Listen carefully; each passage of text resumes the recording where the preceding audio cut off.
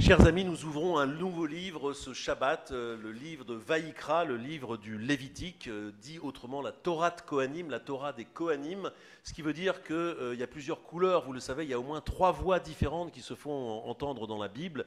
La voix prophétique, on pourrait dire que le livre de la Genèse et Exode sont des livres prophétiques menés par des prophètes, Abraham et Moïse. Le prophète en général c'est celui qui bouge les lignes, qui n'hésite pas à fracasser les rouleaux de la Torah, enfin les tables de la Torah pour faire avancer.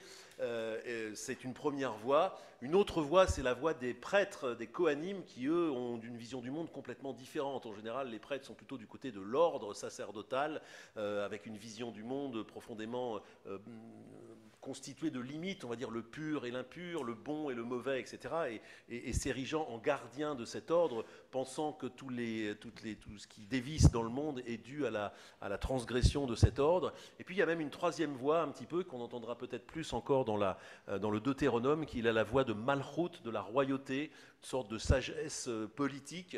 Et donc on a ces 3 voies, d'ailleurs, qui sont théorisées par les rabbins par une expression, des 3 Ketarim, les 3 couronnes. Keter Torah, la couronne de la Torah qui est celle de la prophétie.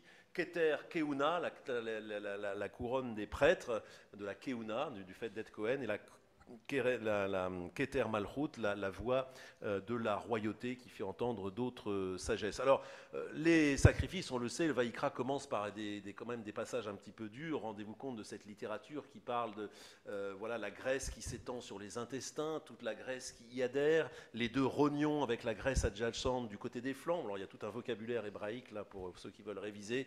Un vocabulaire fleuri qui ne parle plus trop a priori à nos consciences modernes. Et j'aime à dire, je fais cette blague à chaque fois, peut-être vous commencez à la trouver un petit peu répétitive, mais qu'après les parachas Ikea de la construction des tabernacles, ici on est à la paracha Ringis, où on a effectivement tout le débit de cette grande boucherie qui était aussi les sacrifices. Alors, pourquoi on étudie les sacrifices? Parce que c'est ma conviction, enfin c'est pas seulement ma conviction, c'est la conviction des commentateurs qu'il y a une profonde leçon. Même si effectivement le dispositif extérieur, je veux dire en tant que sacrifier l'animal, tuer l'animal dans une débauche de sang et d'odeurs nauséabondes, etc., ne parle plus, il y a une intuition profonde derrière ces sacrifices, une intuition, je dirais, anthropologique qui concerne la nature humaine, qui à mon avis est fondamentalement toujours valable. L'idée en fait que l'homme fonctionne sur 2 grands cycles anthropologiques totalement différents. Un premier cycle qui est celui du prendre et de donner. Toutes nos économies, tout nos mondes politiques est basé sur ce fait que l'homme prend, il a besoin de se nourrir, donc il va chercher de la nourriture, il va chercher des biens matériels et puis des biens symboliques, tout ça se raffine et se subtilise un petit peu dans la culture, mais il y a un besoin de satisfaction des désirs. La pyramide de Maslow commande par ça, vous connaissez cette pyramide des besoins de plus ou moins primaires et de plus en plus sophistiqués, mais l'homme a besoin de prendre pour vivre, c'est vraiment une dimension fondamentale chez lui, et il y a des institutions qui sont dédiées à se prendre et à l'échange en prendre, ce sont les marchés. Les marchés, avant même que d'être des marchés financiers, ce sont des endroits, peut-être les plus vieux endroits de socialité, où effectivement ce sont des endroits où se rencontrent les offres et les demandes, axé autour de cette demande de prendre. L'homme, fondamentalement, a besoin de prendre pour vivre, pour survivre, pour se développer, pour s'épandre, etc. Et puis, il y a une deuxième dimension qui est non moins essentielle, c'est que l'homme ne pourrait pas vivre simplement d'obtenir et de capter ce dont il a besoin. Il a besoin de sens. C'est fondamental. On n'est pas seulement des animaux, des êtres biologiques, on est des êtres de sens, des animaux symboliques, pourrait-on dire.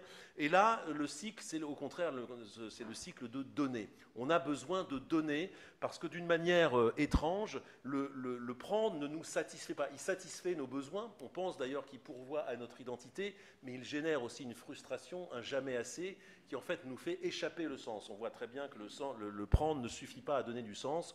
On a besoin de donner, et c'est une profonde leçon que développe la Bible aussi. Peut-être même que le sens est lié à ce qu'on donne. Il faut donner quelque chose, se séparer de quelque chose pour pouvoir acquérir du sens, qui ne vient pas, encore une fois, dans le cycle du prendre. Eh bien, le génie du sacrifice, comme institution, on va dire religieuse, mais comme institution, j'ai envie de dire anthropologique d'une manière générale, c'est que c'est le premier grand système dans l'histoire humaine qui associe les 2. le prendre et le donner. On apporte, on sacrifie des animaux qu'on a acquis, et à un moment, on s'en sépare, et c'est un grand système de sens qui reposait sur ce qu'on appelle l'expiation. Pendant toutes les périodes des deux temples, le judaïsme a été un judaïsme basé sur le temple, basé sur les sacrifices, et qui procurait l'expiation, c'est-à-dire une sorte de remise à zéro de tout ce qu'on avait manqué, de ce trop-plein, au nom aussi d'une sagesse, c'est-à-dire que dans le cycle du prendre, il peut y avoir des dérives très facilement. À trop prendre, on ne sait plus où on est, on est le nez dans le guidon en quelque sorte, et on se perd dans le cycle de données, et il faut faire rebaisser la pression en quelque sorte en redonnant des choses qu'on a captées et qu'on a accumulées. Et donc le système des sacrifices est le premier grand système de sens, je dirais, de l'humanité. Donc c'est quelque chose qui effectivement qui est toujours valable. On a besoin de ces deux cycles, quand bien même on le joue de manière plus subtile aujourd'hui. Alors une deuxième question que je poserais, c'est de savoir sur quoi porte le don. Et là c'est intéressant de se relier au premier passage, au premier verset de cette paracha et de ce livre. D'abord, Ebné Israël parle aux enfants d'Israël, vers Martalem, et tu leur diras, Adam qui akriv mikem korban, pour ceux qui vous présenteront au Seigneur une offrande, eh bien, mina behema, ils la prendront cette offrande à partir du bétail. Behema, c'est un terme générique pour dire le bétail domestique. Mina bakar, du gros bétail, ou minatson et du petit bétail. Ce sont trois mots différents pour désigner les animaux. Takrivu et korbentrem, c'est à partir de ces trois catégories qu'ils offriront du sens. Eh bien, et c'est intéressant de voir justement le choix de ces trois types d'animaux, qui ne sont pas seulement des animaux, mais qui sont des types de symboliques différents. Behema est par les commentateurs relié à ce qu'on appelle nefesh, à behemit, c'est-à-dire l'âme animale. Behema, je vous le disais, ce sont les animaux sophistiqués dont les commentateurs disent volontiers que la seule chose qu'ils font dans la vie, c'est de manger. Ils n'ont plus besoin d'être se protéger, de fuir les prédateurs, etc. Ils sont au parc et ils font que de manger toute la journée. C'est vrai que l'image de la vache donne une bonne image de cette vie absolument trépidante, la vie trépidante de la vache, qui ne fait que manger, de fait, etc. Et donc, on nous demande, une première chose, de nous séparer de notre BMA, c'est-à-dire de cet instinct qui consiste tout simplement à se nourrir, voire trop, et à s'engraisser sans cesse et sans cesse. C'est quelque chose dont il faut nous séparer. Le deuxième terme, la deuxième catégorie est intéressante aussi. Bakar, c'est le gros bétail. C'est la même racine que le mot boker, que vous connaissez, bokertov, ça veut dire le matin, mais bakar, la racine, en fait, ça veut dire briser, parce que le matin, c'est quelque chose qui brise l'obscurité, c'est quelque chose, c'est une percée dans le monde et dans la nuit. Eh bien, bakar, c'est le gros bétail en ce qu'il a d'incontrôlable. Le bakar, il brise toutes c'est ce que disent les commentateurs aussi, il brise les barrières. Il y a d'ailleurs des passages talmudiques entiers sur le bœuf fou qui détruit tout sur son passage, qui piétine les récoltes, qui va dans les maisons, qui encorne les autres animaux et les hommes aussi. Et donc on nous demande de nous séparer de cette espèce de force vitale qui peut avoir un côté peut-être magnifique, ou en tout cas très spectaculaire, mais qui ne reconnaît aucune limite. Si on veut construire évidemment un monde social et un monde à peu près cohérent et en tout cas humain, il faut savoir s'en tenir à certaines limites et ne pas tout défoncer sur son passage, être une force qui va, comme disait Victor Hugo. C'est bien d'être une force qui va, mais c'est bien aussi d'avoir des limites. C'est la deuxième chose qu'on nous demande. Et la dernière catégorie, le tson. Son, c'est intéressant, c'est le troupeau, vraiment, c'est les petits animaux, mais qui restent, c'est le côté grégaire de l'animal. On nous demande de nous séparer aussi de ça. On sait très bien que l'identité se construit dans des groupes. On a besoin de grandir dans des groupes pour se forger une identité, mais on nous demande aussi de ne pas en rester prisonnier. Et c'est intéressant que finalement, ces trois choses, c'est en quelque sorte nos trois élastiques intérieurs, les choses sur lesquelles on a toujours tendance à se ramener, dont on nous demande de nous séparer. Un peu à la manière dont on avait demandé aussi à Abraham de se séparer de la maison de ses parents, de sa patrie, de son environnement. Et on nous dit que même chose, pour être dans la Kedusha, qui est la grande notion centrale du Lévitique, la sainteté, être séparé, eh bien il faut se décoller de soi-même. Il faut se décoller de ces trois instincts profonds, puissants chez l'homme.